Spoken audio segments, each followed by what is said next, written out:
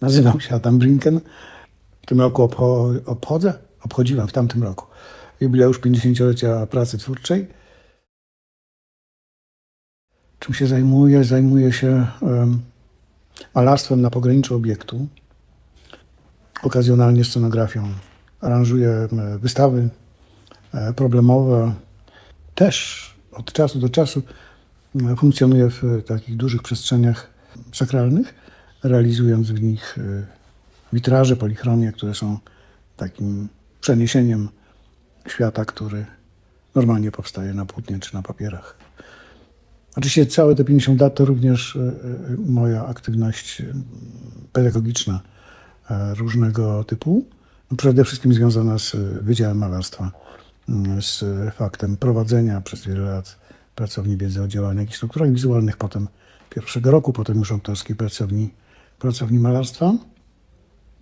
20 lat temu udało się mi stać się założycielem nowego kierunku na Wydziale Malarstwa, jakim stała się edukacja artystyczna.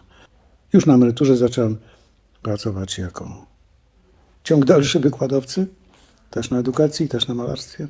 I w ramach projektu Młoda Akademia miewam tam zajęcia z młodymi i nieco starszymi, też młodymi ludźmi. Ktoś bardzo mądry powiedział, artystą się nie jest, artystą się bywa. To po pierwsze. I drugi też, myślę, szalenie ważny cytat, tu już za Picasem. Żaden obraz mnie nie zadawala, ale bez obrazie mnie unicestwia. Końcówka tego bardzo ważnego dla każdego z nas stwierdzenia odnosi się bezpośrednio do takiej codzienności każdego z nas. Znaczy to, że nie zawsze mamy tę samą satysfakcję z własnej roboty, to nie znaczy, że dzięki mozołowi codziennemu nie przydarzy nam się moment iluminacji i z tego, co robimy, nie urośnie coś szalenie ważnego. Spróbuję być kategoryczny i powiem, nie wiem, co to jest kryzys w twórczości. Możemy mieć dołek, jak każdy, dołek psychiczny, ale sztuka jest przestrzenią dla ludzi wolnych. Mówiąc inaczej, sztuka jest przestrzenią wolności. W niej nie ma miejsca ani na nudę, ani na lęk, ani na jakąkolwiek obawę. To jest po prostu życie, oddychanie poprzez sztukę. Kiedyś mój serdeczny przyjaciel, wówczas jeszcze pedagog, mój powiedział, jak nie masz co robić, jak masz pusto w głowie, to idź do teatru, idź do kina, idź na koncert, przeczytaj sobie tomik wierszy, w ostateczności spróbuj go strawestować. Bo sztuka jest zawsze, zjawia się w nas samych z tych dwóch źródeł. Jednym jest natura, tak zwane życie, a drugim jest sama kultura. Każdemu z nas tak naprawdę potrzebna jest niewielka grupa osób. Spróbujmy te osoby nazwać. Przyjaciele po pędzlu. To niekoniecznie muszą być rówieśnicy. To mogą być młodsi, to mogą być starsi. To mogą być moi mistrzowie. Ale ja bardzo chcę i bardzo polecam, by tej grupy się trzymać.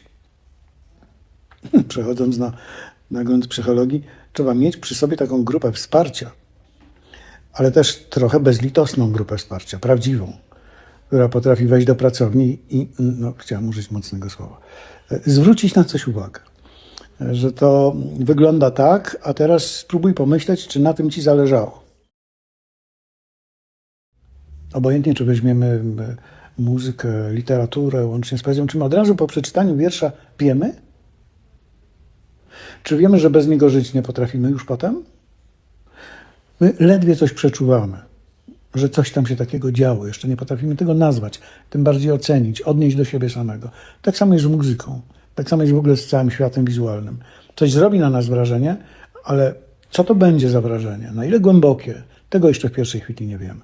Więc jeśli ktoś po pierwszym spojrzeniu mówi mi, coś ty stary zwariował, o co to chodzi, albo w ogóle mija to, no to się tym nie zajmuję. To znaczy mnie to nie dotyczy, bo szkoda czasu. Każdy czas niemalowania czy nietworzenia będzie czasem budowania malowania. budowania znaczenia, wzmacniania własnego sensu. I wtedy się da wszystko pogodzić. Wtedy, myślę, da się znaleźć czas na konieczności życiowe, na płacenie rachunków, które niestety trzeba od czasu do czasu zapłacić. Im więcej będzie w każdym z nas takiej wewnętrznej radości, sensu, nie tylko życia, ale życia poprzez sztukę, to inne problemy nie mają żadnego znaczenia.